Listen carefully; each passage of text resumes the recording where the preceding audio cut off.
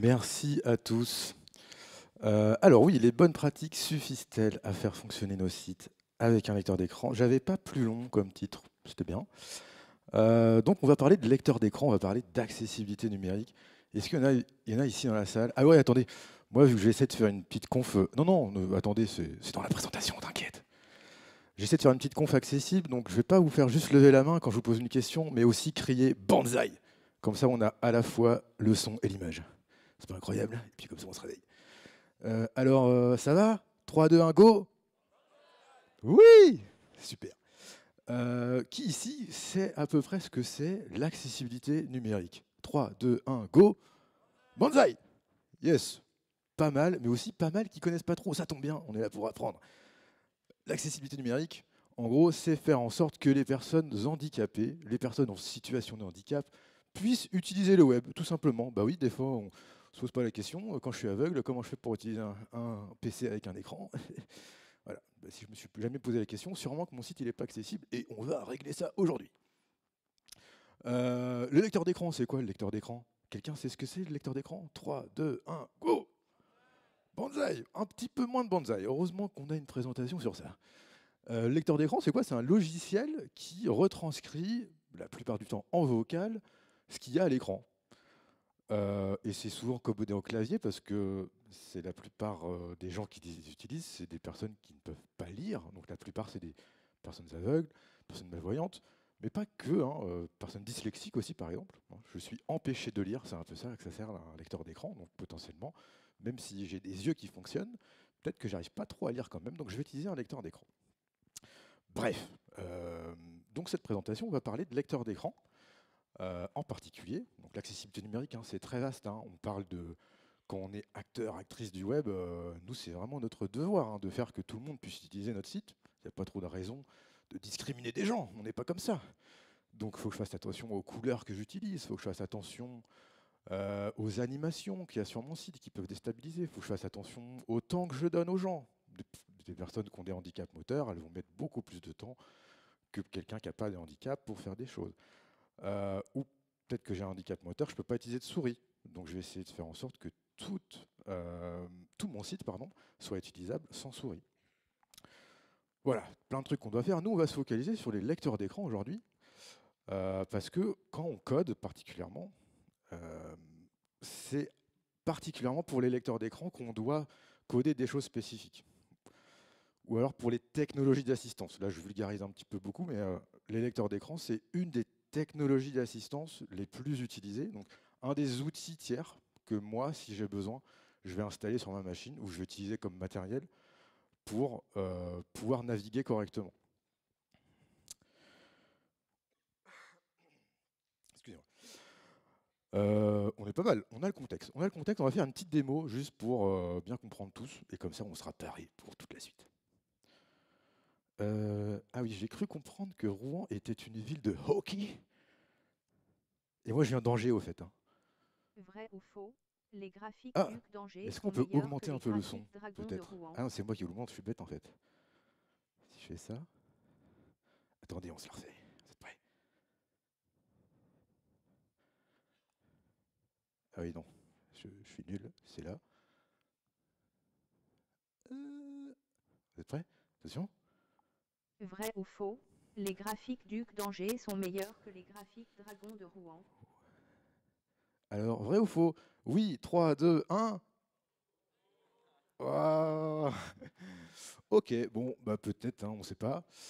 En attendant, je crois que nous, on est deuxième du classement hein, en ce moment. Mais bon, voilà. Donc là, c'était une démo de lecteur d'écran. Donc, qu'est-ce que j'ai fait? J'ai NVDA, qui est un des 3-4 lecteurs d'écran les plus utilisés, connecté un peu sur mon PC avec Firefox. J'ai appuyé sur Insert sur flèche bas, parce que je commande beaucoup au clavier mon lecteur d'écran. Ça m'a fait lire tout ce qu'il y a sur la page. Et en l'occurrence, ma page, elle a du texte, vrai ou faux, et elle a du texte avec des images. Et ça m'a quand même dit ce qu'il y avait dans les images, parce que je suis un super codeur. Et que j'ai codé correctement en mettant bien des descriptions textuelles à mes images. Bon, ça c'est le classique, la base, hein, c'est bon, on a tout compris, c'est les exemples les plus classiques de lecteur d'écran, nous on va aller encore plus loin que ça aujourd'hui. Mais voilà, ça c'est vraiment l'aperçu, on a le contexte. Moi, c'est Manu, au fait. Manu.vite.là, c'est le nom de mon site. Je voulais juste, enfin, le nom de ma boîte. Je voulais juste un nom de domaine vraiment stylé. J'ai des stickers de canard qui vous aident à débugger vos codes. N'hésitez pas à venir en chercher. Voilà, super. Je me suis présenté, c'était génial. À vous de vous présenter maintenant. Qui ici fait du développement web? 3, 2, attendez, j'ai pas fait le chill. 3, 2, 1, go, banzai! Ok, la plupart d'entre nous, génial. Qui parmi vous qui avait dit banzai teste régulièrement sur un navigateur ce qu'il fait? Je code une fonctionnalité, j'ouvre mon navigateur à côté. 3, 2, 1, voilà. La plupart des gens qui ont dit banzai une première fois disent une deuxième, évidemment qu'on teste. Ou maintenant, qui fait la même chose sur lecteur d'écran? C'est où la coupe là? 3, 2, 1. Oh là là là là là. Oui, régulièrement. Régulièrement. Bon, on a tous entendu, on a tous vu, pas beaucoup de réponses positives à la dernière question. Ah, attendez, je crois qu'il y a mon téléphone qui sonne. Ah, et ma vanne ne marche pas parce que j'ai perdu mon téléphone.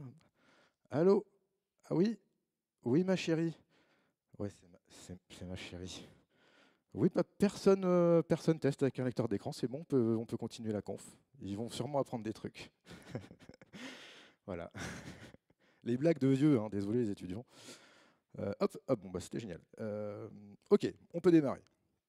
Alors, effectivement, c'est quand même un peu bizarre quand on y pense. Nous, notre métier, c'est de faire des sites web que tout le monde peut utiliser quand même. C'est normal qu'on teste, hein. Jamais on va coder des sites en regardant juste la doc MDN, juste la spec W3C, et puis en se disant c'est bon, c'est OK, ça va marcher, je suis sûr. Pourquoi on fait ça quand il s'agit d'accessibilité numérique, et particulièrement de lecteurs d'écran? Moi, je me pose la question parce que, ah oui, je ne me suis pas présenté sur ça, mais l'accessibilité numérique, c'est un peu ma spécialité. Donc j'accompagne pas mal de boîtes, d'équipes tech à rendre accessible leur truc. Et souvent, moi, j'accompagne des gens qui sont assez sensibilisés à l'accessibilité numérique, qui veulent faire les choses bien, qui connaissent les bases. Mais dans les équipes tech, c'est très très rare que je rencontre quelqu'un qui a déjà ouvert un lecteur d'écran dans sa vie, alors qu'il connaît les specs, les bonnes pratiques et tout. Je me dis, mais comment ça se fait? C'est bizarre. On peut trouver des raisons à tout ça.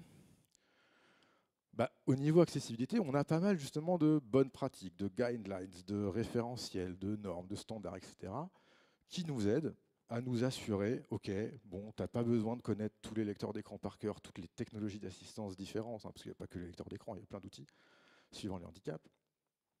Si tu suis ces règles-là, ça va marcher. Pinky promise, ça veut dire promis et juré. C'est une conf accessible aussi aux non-anglophones. Pardon. Il y a aussi un dernier truc, c'est qu'il y a un peu cette croyance que les lecteurs d'écran, c'est un peu trop obscur, c'est incompréhensible pour le commun des mortels, jamais je ne vais pouvoir utiliser ce truc. Spoiler, c'est faux. Effectivement, les lecteurs d'écran, c'est une navigation, c'est un paradigme un peu différent, mais moi, Enfin, j'ai pas besoin d'être expert en lecteur d'écran pour juste tester un petit peu si mon truc, au moins, il va marcher. Donc l'idée de cette présentation, c'est de vous présenter quelques cas très concrets de trucs qui vont nous faire comprendre que, alors les bonnes pratiques, c'est bien, hein, c'est des super bases. Le RGA en France, ouais, je vous ai pas expliqué les trois trucs, là je me précipite. Les WCAG, WCAG, c'est les guidelines internationales que tous les pays qui mettent un peu de législation dans l'accessibilité numérique suivent, en gros, hein, se basent leur loi dessus. Le RGA, s'il y avait une ressource à donner pour s'intéresser à l'accessibilité numérique en France, c'est ça, c'est le référentiel français, légal, qui est un peu une implémentation technique des WCAG. Donc ce qui est trop bien, c'est que le RGA, si je ne sais pas du tout où je vais techniquement, ça me dit point par point ce que je dois faire. C'est bête et méchant. Donc ça, c'est trop bien. Et si on fait du JS un peu plus avancé, on a des design patterns, des motifs de conception ARIA, qui sont un peu une surcouche des WCAG. Voilà, ça, c'est les trois gros trucs. Excusez-moi. Donc on va se rendre compte que suivre juste ces trois gros trucs, bah, potentiellement, c'est pas assez, et plus souvent qu'on ne le croit. C'est vraiment ça que j'essaie de vous faire comprendre aujourd'hui. Alors, notre premier cas. Ça va concerner des arrêts intempestifs dans la vocalisation du lecteur d'écran. Voyons voir. Voyons voir, oui. Non, on a l'écran éteint parce qu'on teste un lecteur d'écran, donc on ne va pas tricher en regardant l'écran, ok. On va écouter ce qui se passe. République française, Donc là, en fait, j'ai navigué sur un site de l'État français, et très rapidement, au début de ma navigation, où je navigue en utilisant la flèche du bas, donc c'est la façon la plus basique de naviguer avec un lecteur d'écran, c'est les flèches de direction, qui vont me permettre de passer d'un élément à un autre, de façon linéaire, les uns après les autres. Et là, je tombe très rapidement sur République, et je dois encore appuyer sur la flèche pour avoir française. Un peu bizarre. Moi, c'est la République française que je veux, pas la République française. Non. Donc, là, je suis mieux. Hop.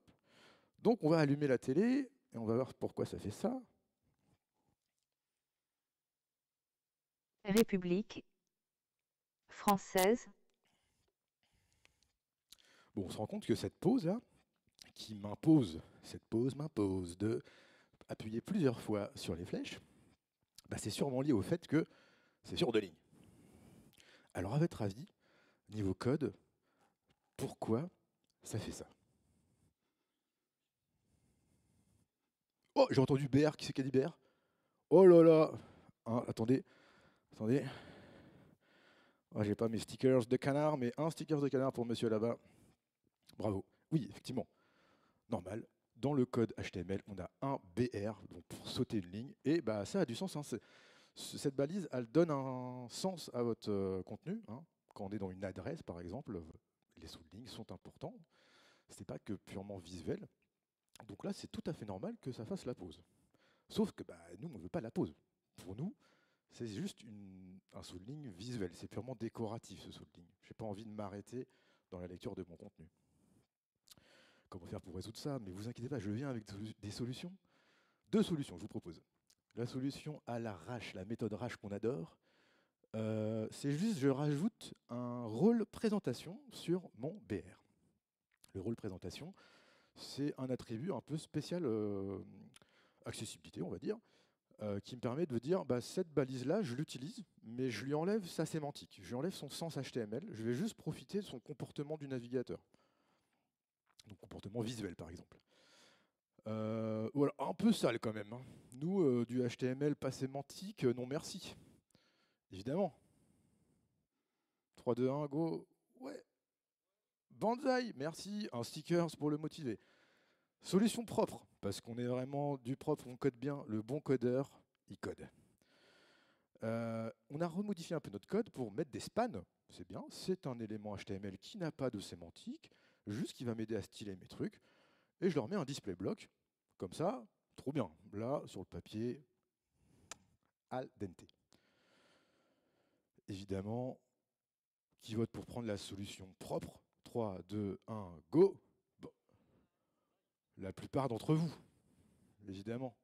90% de la salle choisit la solution propre. Allez, je code la solution propre, je commit, je push, je mets en prod, je dis à mon chef, j'ai bien bossé aujourd'hui, je me casse. Bon, allez, avant de partir, je vérifie vite fait quand même. République française, Mais non. Mais non, je vais devoir rester au boulot. Allô, allô chérie? Oui, ils sont encore tombés dans mon piège, oui. Oui, oui, oui. Super, à tout de suite. Ouais, excusez-moi. Bon, bizarre, j'ai codé un truc bien propre. Dans les règles de l'art, des WCAG, du RGA, tout ce qu'on veut, ça marche pas. Pourquoi ça marche pas? C'est une hérésie. En réalité, là, ça marche pas. Oups, ça marche pas parce que je suis avec NVDA, qui est mon lecteur d'écran. Oh, République excusez-moi, française, vive la République. Je suis avec mon lecteur d'écran préféré, NVDA. Il y en a 2, 3 autres sur le marché. Si je testais ça, ce code-là avec les autres lecteurs d'écran, ça aurait des comportements un chouï différents. VoiceOver, par exemple, il n'a pas de problème. Mais JAWS, qui est le troisième, il a un problème assez similaire. Bref. Donc c'est pour ça que c'est important de tester. On se rend compte qu'il y a des subtilités, des petits bugs entre lecteurs d'écran. Et en fait, ce que je me rends compte, parce que je suis un peu curieux, je dis, mais attends, mais pourquoi NVDA il réagit comme ça et pas VoiceOver? Ce qui est trop bien, c'est que NVDA, c'est open source. Donc on peut manger du code en allant revoir le code source de NVDA. Et évidemment, on comprend tout ce code rapidement, hein, évidemment. Là, par exemple, c'est un bout du code NVDA où on voit qu'il fait vraiment un test sur la propriété display d'un élément pour savoir comment il va devoir le vocaliser. Et pour lui, un élément, c'est un bloc si il n'est pas inline, inline block ou inline flex. Et du coup, dans une autre partie du code, il va utiliser cette donnée qu'il a récupérée du CSS pour impacter la vocalisation. Ok, très bien, super. C'est pour votre culture générale. Maintenant, vous pouvez vous la péter en soirée. Vous savez comment NVDA fonctionne. Bravo à vous. Testons quand même la solution sale. République française. Yes! Vive la France. Ça marche. Et promis juré, dans tous les lecteurs d'écran majeurs. Bon, la solution pas propre, c'est génial. Il faut savoir que dans le RGA, dans les WCAG, le rôle présentation, il est assez déconseillé. Enfin, pas assez, hein, il est déconseillé. C'est pas un motif de non-conformité, ça ne veut pas dire que légalement votre site il va être non conforme aux règles d'accessibilité françaises si vous utilisez un rôle présentation, juste que très certainement qu'en audit d'accessibilité par un expert, il va sûrement vous dire ah, ça c'est pas super le rôle présentation. Mais il ne faut pas se laisser avoir comme ça. Si vous testez, c'est ok, moi j'approuve. Donc qu'est-ce qu'on conclut avec ce premier cas? En vrai là c'est un cas ultra mineur hein, sur les sites de République française, bon c'est pas très grave. Hein. Mais en fait, ça, c'est le genre de cas qui arrive souvent quand vous faites du rédactionnel un peu bien formaté sur des pages d'accueil, des landing pages, où vous avez peut-être votre équipe marketing a dit ah non mais là les trois mots il faut que ce soit sur la même ligne et après je saute une ligne et puis je veux avoir des couleurs différentes sur chaque lettre donc en fait je vais mettre des spans sur chaque lettre et tout. Bah, très rapidement je vois avec cette balise potentiellement suivant la façon dont j'utilise mon lecteur d'écran ça va scinder la vocalisation comme ça la République française sauf que ça va le faire 50 fois sur la page. Donc autant le République française là c'est pas grand chose. Autant si je l'ai sur toute ma page d'accueil pour tout mon contenu qui est bien formaté, je pète un câble. Ce qu'on apprend qui est vraiment super intéressant, pour se la jouer en soirée bien sûr, c'est que les lecteurs d'écran, ça analyse le CSS. Et ça, c'est un peu un truc, une croyance qu'on a, c'est que ça, à part regarder si un truc est en display none ou pas, le lecteur d'écran, il va regarder que du HTML. Bah, ça, en fait, de plus en plus, c'est faux. Donc il y a des petites subtilités comme ça de chaque comportement de lecteur d'écran qui fait un peu sa sauce. Mais il y a aussi maintenant de certaines propriétés CSS qui officiellement proposent de renseigner des alternatives textuelles, un peu comme le alt de l'image au début, directement dans les propriétés officiellement supportées. Donc il faut vraiment se dire que le CSS est important et bon, il n'y a pas un milliard de façons de bien se rendre compte, il faut tester.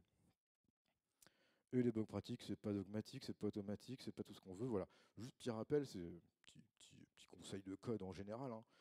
Des fois, les bonnes pratiques, c'est trop bien, mais c'est vraiment juste des bonnes pratiques, des guidelines, des guides. Donc, il ne faut pas forcément s'arrêter comme devant un mur à croire que je ne peux pas utiliser mon rôle présentation de temps en temps ou toute autre chose qui ne serait pas considérée comme parfaite. Ah, ça va? Banzai. Yes! Stickers pour tout le monde. Alors, deuxième cas, un peu plus commun, le faux ami title. Title n'est pas votre ami. L'attribut title, c'est quoi? Pour rappel, c'est un attribut qu'on peut mettre sur n'importe quelle balise HTML qui va me permettre d'afficher une infobulle au survol à la souris. Super. Et ça va être un truc qui va être lu par les technologies d'assistance, comme les lecteurs d'écran. Et justement, pour supporter au mieux toutes les technologies d'assistance, le RGA, si jamais on écrit quelque chose dans le title pour rajouter du contexte aux technologies d'assistance, et ben, il nous impose de doubler le contenu qu'il y a dans la balise, dans le title. Donc là, j'ai un exemple qui est ultra utilisé en France, pour typiquement ce cas-là, de dire qu'un lien est dans une nouvelle fenêtre.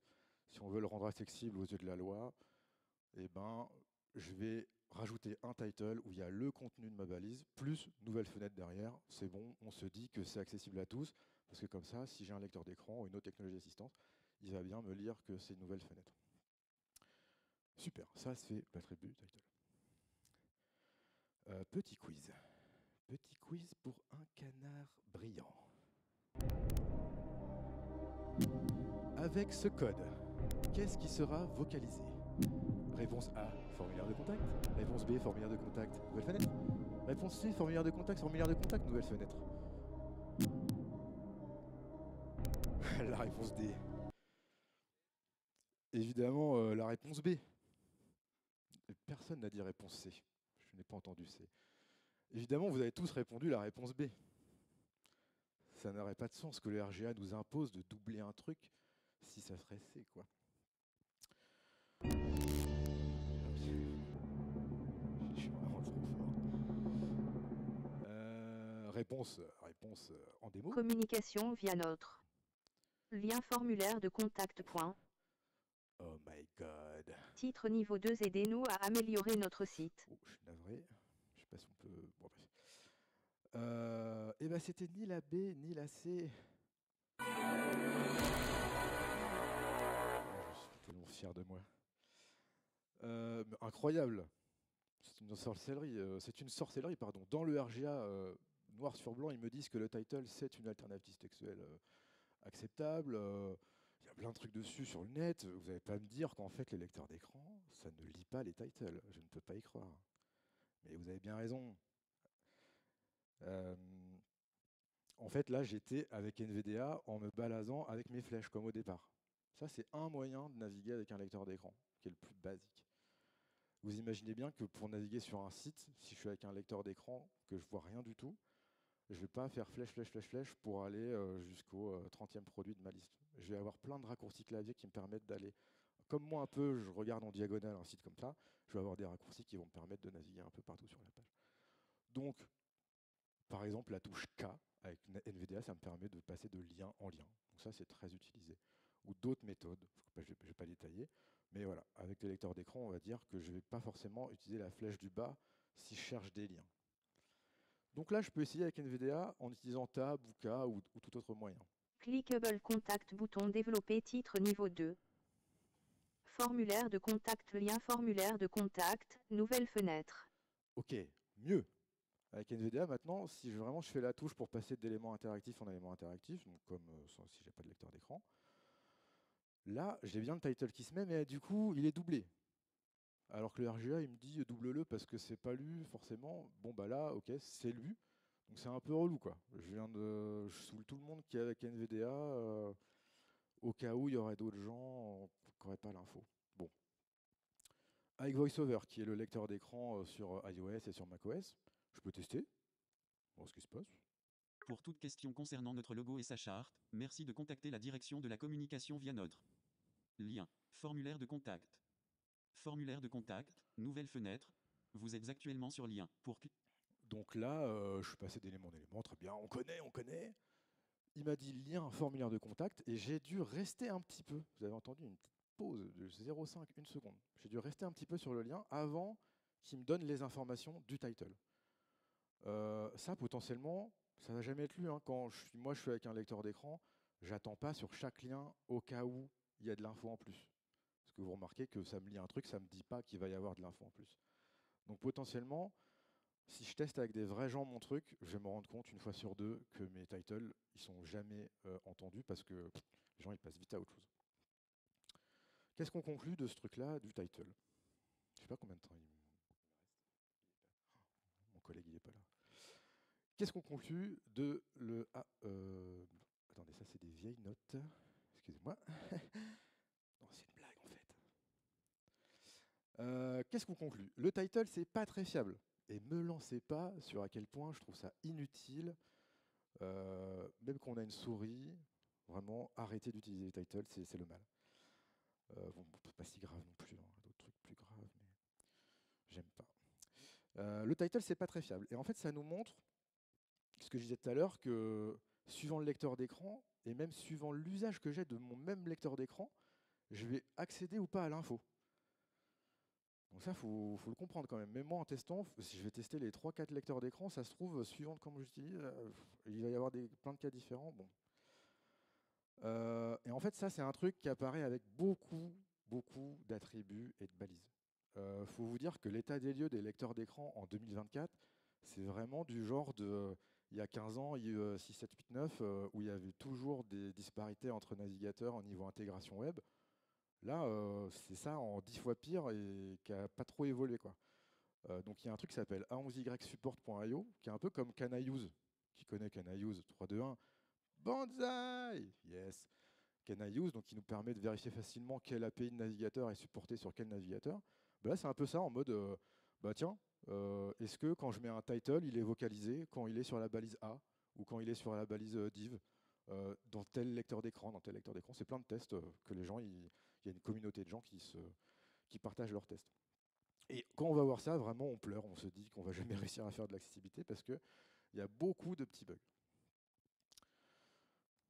Et puis, ma petite conclusion, c'est peut-être qu'il faut faire attention à ne pas trop demander à l'internaute de maîtriser à fond ses outils.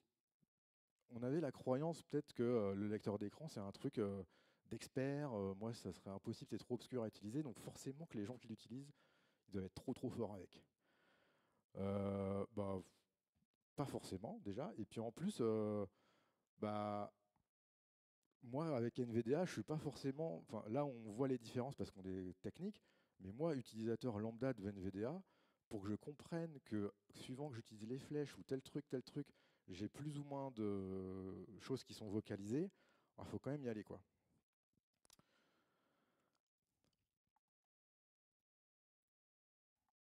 Combien de temps il me reste, chef? Ah, ça finit à 45. Merci. Alors, cas numéro 3. Question incluse. C'est quoi le code Wi-Fi? En fait, je suis allé un peu vite, je pourrais peut-être faire mon bonus. Bref.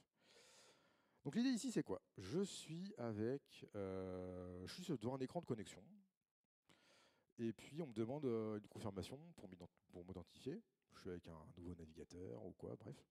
Donc, par email, on m'envoie un code pour valider mon identité. Je vais consulter mon mail. Veuillez saisir ce code de confirmation pour vous identifier. LE3TC0DE. Ce code est vraiment drôle. Je m'attendais à plein de... Non, personne n'a ref. Bon. Ok. Ok, bon, bref. LE3TC0DE, très bien. Je saisis mon code dans mon interface pour m'authentifier. Bah, quoi? Erreur. Pourtant, j'ai bien L3TC0DE. Ouais, ok, bon. Bizarre. À votre avis... Oh. Excusez-moi, j'ai spoilé. À votre avis... Oh non, j'ai spoilé. Oh non. Qu'est-ce qui a pu se passer? Yes! Oh, je vais pas avoir assez de stickers à donner. Effectivement, il y avait des majuscules dans le mail. Le E, le T, le C, le E étaient en majuscules. Waouh.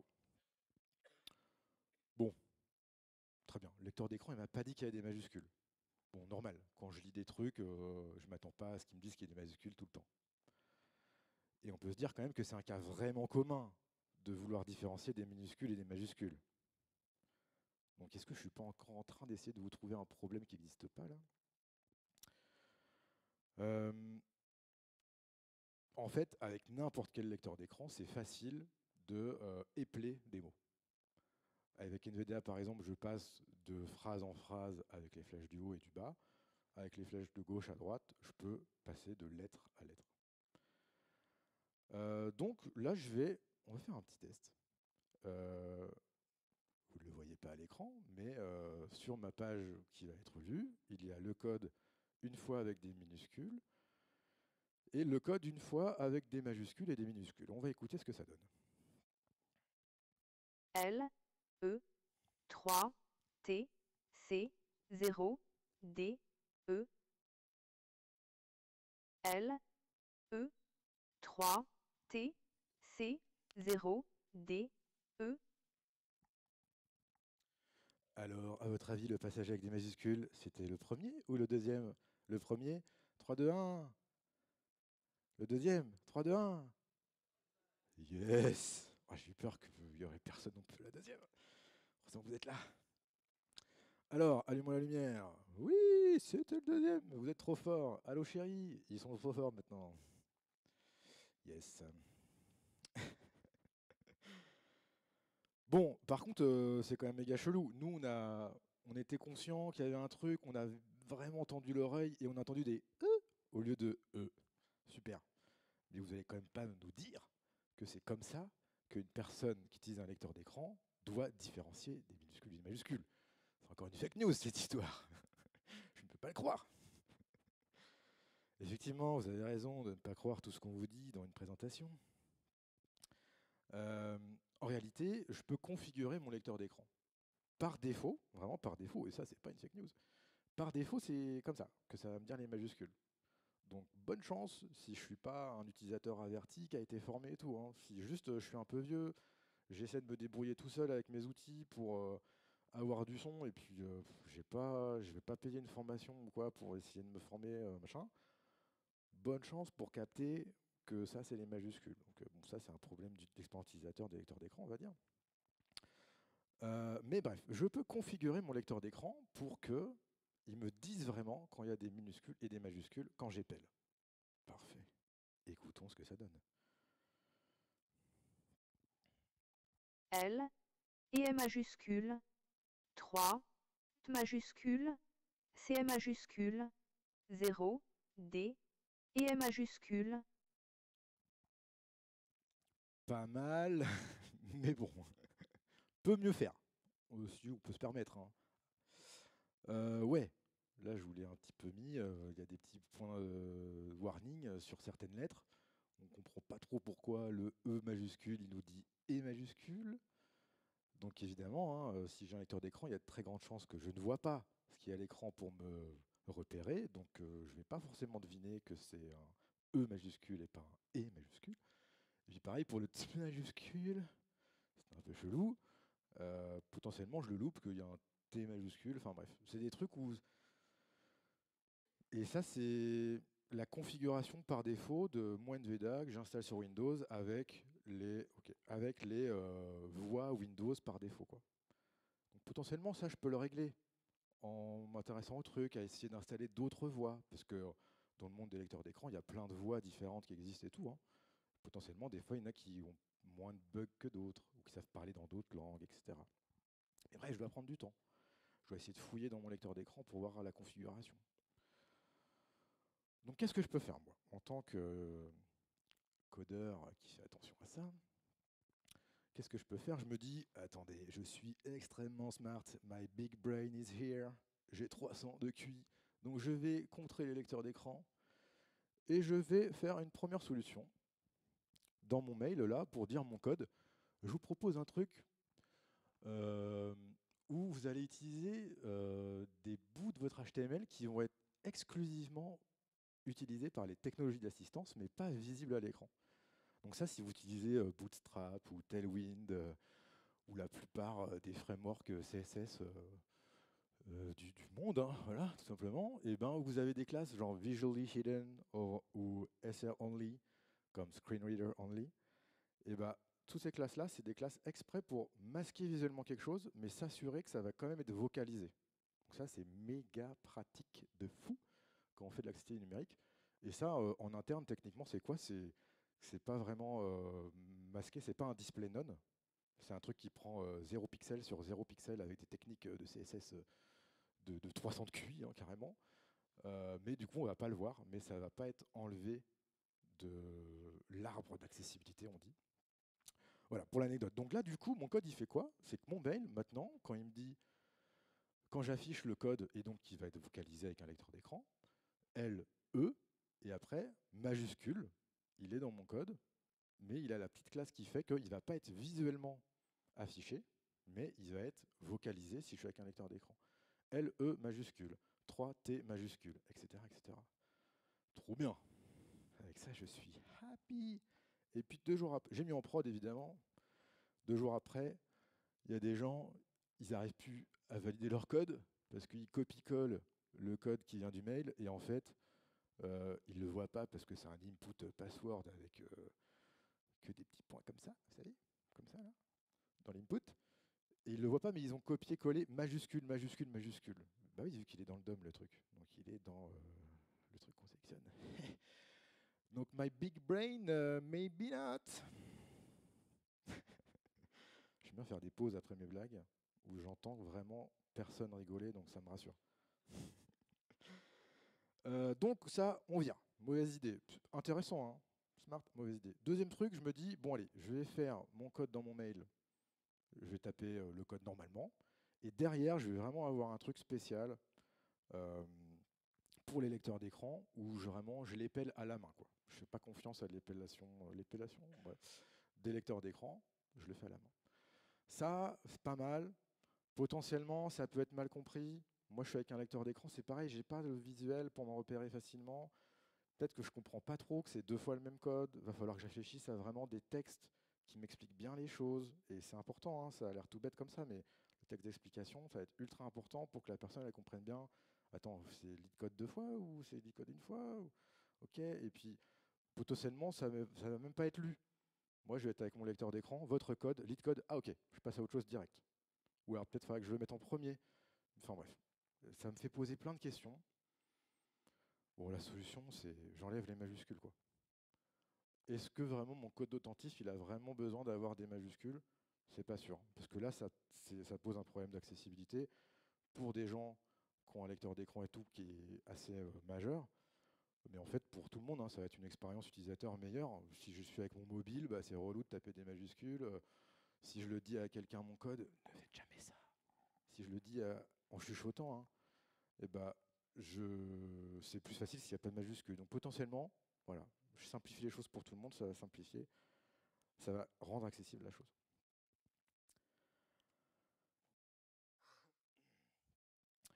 La conclusion de ce cas, c'est quoi? Bon, déjà, ça nous rappelle que même quand on fait de l'accessibilité, c'est important de tester ce qu'il y a en dehors du site. Là, c'est mon mail. Je ne sais pas s'il y en a. Bon, il y a plein d'étudiants là. Est-ce que vous faites les règles HopQuest ici? 3, 2, 1. Oh, HopQuest ne s'est pas implémenté à Rouen, j'imagine. Contrairement aux ducs d'Angers qui vous battent régulièrement. Non, fake news en plus. Non, tant pis pour HopQuest. Hein. Vous avez qu'à connaître, c'est pas grave. Tester ce qu'il y a en dehors du site. Donc, en accessibilité, on a quand même tendance à rester focus sur notre site quand on s'y intéresse. Bah, les mails aussi. Hein. C'est super important de tester si ça marche bien. Surtout qu'en plus, les mails, ils ont souvent, pour ceux qui connaissent un peu l'intégration des mails, souvent l'intégration des mails, c'est quand même assez spécifique. Donc, encore plus, il faut tester si nos trucs, dès qu'on a un petit peu de formatage particulier, il faut tester. Qu'est-ce qu'on conclut? L'accessibilité, c'est fragile. C'est fragile. Pardon. Ouais, là, en fait, c'est tout bête. Hein. C'est juste potentiellement mon code qui a des majuscules dans mon mail. Et là, je bloque l'accès à certaines personnes. Et moi, c'est vraiment, vous allez peut-être vous dire, oh, ça va, n'importe quoi, c'est faux. Moi, j'ai vraiment vécu ça avec des vraies personnes qui sont vraiment grosses utilisatrices de lecteurs d'écran, hein, parce qu'elles sont aveugles, hein, donc elles n'ont pas le choix, c'est H24. Et vraiment, je peux avoir passé 6 mois à mettre 50 000 balles de budget à rendre accessible. J'ai fait plein de trucs avec le RGA, les WCAG et tout. J'ai pas fait gaffe à mon mail, qui a un petit truc d'utilisation mal foutu. J'ai bloqué l'accès. Mes 50 000 balles, là, c'est dans l'eau. Hein. Pour l'instant, ça ne sert à rien du tout. Donc c'est pour ça que, malheureusement, hein, c'est dur pour nous, mais l'accessibilité, c'est tout ou rien, quoi. C'est un peu le... Je peux pas juste en faire un peu. Donc vraiment, faut que je pense à mon chemin critique d'usage et qu'il faut que tout le truc soit accessible de A à Z. Et s'il y a un micro bout de chaîne cassé, bah, ça casse tout le reste. Conclusion, j'ai pas beaucoup parlé de tests utilisateurs, mais là, c'est vraiment le genre de truc où c'est ultra important de vous entourer de vraies personnes en situation de handicap qui utilisent vos outils. Parce que clairement, ça, moi, je ne m'en rends pas compte tout seul, quoi. Le coût des majuscules et tout, c'est tellement loin de moi ce truc, cet usage est tellement loin de moi que même si moi je connais les lecteurs d'écran, que je fais gaffe et tout, je peux me mettre autant à la place du monde que je veux. 3 quarts % de chance, ouais, faut que je finisse, que je le loupe ce truc. Et clairement, ça, je m'en suis rendu compte avec un vrai test. Et ça me fait conclure vraiment le truc le plus important de cette présentation à mes yeux, c'est que vraiment utiliser un lecteur d'écran, c'est pas être expert de l'outil. Et je reviens sur ce test, moi qui m'a vraiment frappé parce que c'était avec quelqu'un qui utilise un lecteur d'écran depuis 10-15 ans, je sais pas. Et quand on est arrivé dans le test, dans le cheminement de test, j'en vois qui baille. Oh my god, faut que je finisse. Oh my god. Quand j'étais arrivé dans le cheminement de test où on doit valider l'authentification, la personne elle est passée sur sa plage braille. donc qui est une autre façon d'avoir une alternative textuelle. Hein. Il a vraiment un clavier braille avec les petits picots qui bougent suivant où est-ce qu'il est focalisé sur l'écran. Et je lui demande pourquoi tu passes sur ta page braille pour l'autentif. Ah bah oui, non, mais moi les codes majuscules, je peux pas le faire avec mon lecteur d'écran, ça marche pas. Et en fait, cette personne qui est vraiment utilisatrice H24, qui connaît bien le numérique et tout, elle était persuadée que c'était pas possible de différencier les majuscules des minuscules. Parce qu'elle ne savait pas que je pouvais configurer tel truc, ou parce que, ou peut-être qu'elle avait un problème avec sa voix, machin. Bref, il y a plein de raisons possibles. Mais ce truc-là que moi je m'attends en tant qu'expert technique du truc et que je sais, mais si tu peux configurer ça avec tel raccourci, tu peux accéder, et ben en fait, encore plus en accessibilité numérique, je ne peux pas vraiment me reposer sur les compétences un peu des gens, en me disant, s'ils connaissent, c'est sûr. C'est un peu comme nous, hein, il y a plein de devs qui ont un peu de bouteille là dans la salle. Moi, je suis un gros geek du clavier et tout, donc je connais tous les raccourcis de mon VS Code par cœur. Ça sert à rien, à part me la péter en soirée, évidemment. Mais je connais plein de collègues ultra compétents, des dieux sur Terre et tout, ils connaissent 5 raccourcis clavier, et c'est bon, ça leur va très bien. Il faut vraiment se dire ça pareil avec le lecteur d'écran. C'est pas parce que je suis un utilisateur de lecteur d'écran aveugle, qui a que ça, etc., que je suis forcément expert du truc. Et ça change vraiment radicalement la façon qu'on a de penser coder pour les lecteurs d'écran. Alors pour finir, qu'est-ce qu'on a appris? Bon, on a appris pas mal de subtilités techniques. C'est bien, ça lit le CSS et le lecteur d'écran, les attributs c'est assez sensible, etc. Il faut vraiment tester pour ça.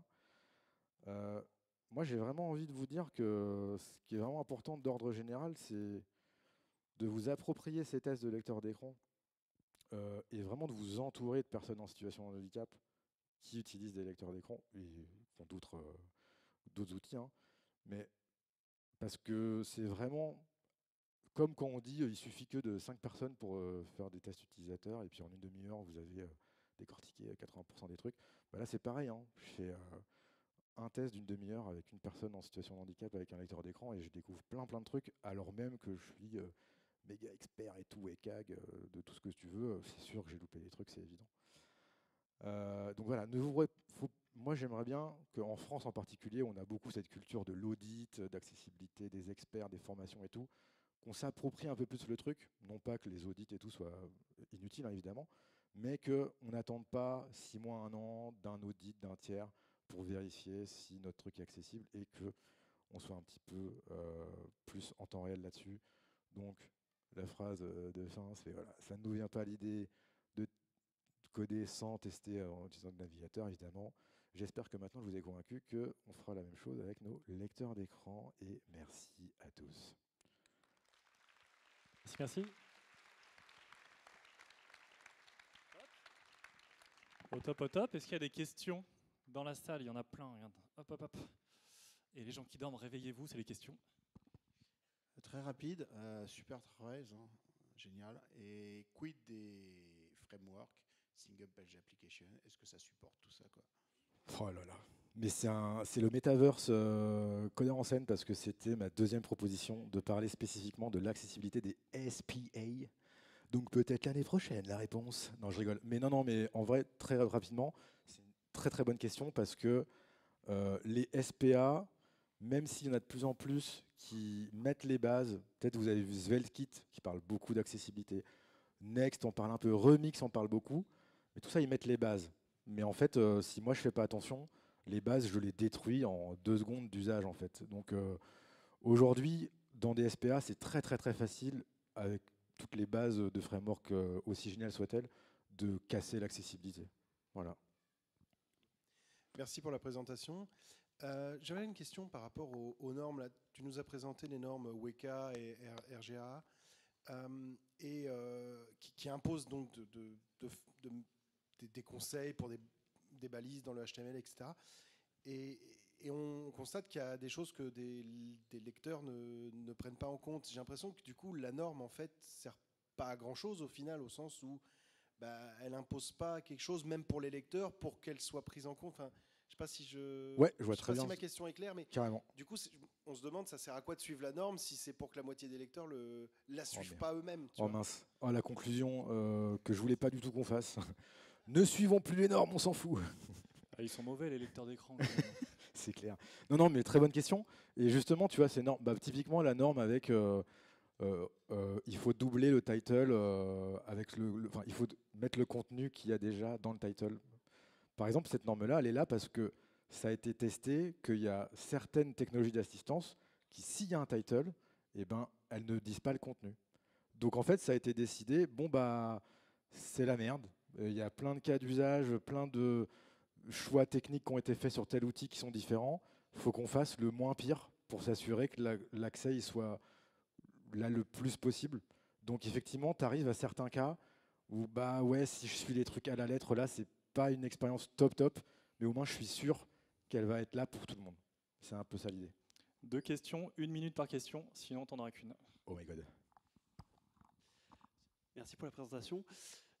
Du coup, pour rebondir sur ce que disait la personne juste avant, ces normes, est-ce qu'aujourd'hui on a la possibilité de les faire évoluer? Si on se rend compte typiquement de ces cas de figure, typiquement c'est aberrant qu'un lecteur, qu'il n'y ait pas, je sais pas, quelque chose dans le balisage qui permette de forcer une lecture en mode lettre par lettre. Est-ce qu'aujourd'hui on peut les faire évoluer, ces normes? Ouais, alors ça c'est des normes. Toutes les normes là, le RGA, ça se base sur les WCAG. Donc ça c'est une équipe du W3C qui réfléchit à tout ça. Là, depuis quelques années, il y a une nouvelle version des WCAG qui est en cours de réflexion. Donc ça, après, il y a des appels à idées, enfin je sais pas comment on dit, des call for, je sais pas quoi, pour RFC. Merci beaucoup les copains. Request for comment. Yes, request for comments. Donc ça, c'est assez communautaire. Donc c'est très normé et tout, ça prend du temps, il faut être investi et tout ça. Mais typiquement, le RGA aussi évolue. Et par exemple, récemment, il y a une des normes d'accessibilité, c'est d'avoir un site valide avec le validateur W3C. Aujourd'hui, on se rend compte que c'est bon. Il n'y a plus aucun user agent qui a besoin que le site soit valide pour qu'il soit accessible. Donc, par exemple, celle-là, elle vire, tu vois. Donc, ça évolue, mais ça prend souvent du temps, quoi, parce que c'est des normes qui concernent plein de gens. Mais oui, ça évolue. Ouais, il y a plusieurs versions. Alors, je vois qu'il y a plein de gens qui sortent pour aller flasher les QR codes, c'est vachement bien. Continuez à tous le faire. On a une dernière question, mais juste avant, on rappelle, donc n'hésitez pas à communiquer, à nous aider là-dessus. Flasher les QR codes. Et après, on a un quickie sur l'IA en Afrique. Et dernière question. Merci pour la conf. Donc les cas d'utilisation, enfin, les cas d'exemple que tu présentes, moi ce que j'en tire, c'est qu'on a souvent le problème, ça vient de la feature en fait, enfin, de l'intention du développeur. Donc par exemple dans le premier cas, enfin le cas avec le lien dans un nouvel onglet, bah, moi je vois pas l'intérêt de mettre le target underscore blanc. Moi je laisserai à l'utilisateur le choix de soit l'ouvrir dans un nouvel onglet ou pas.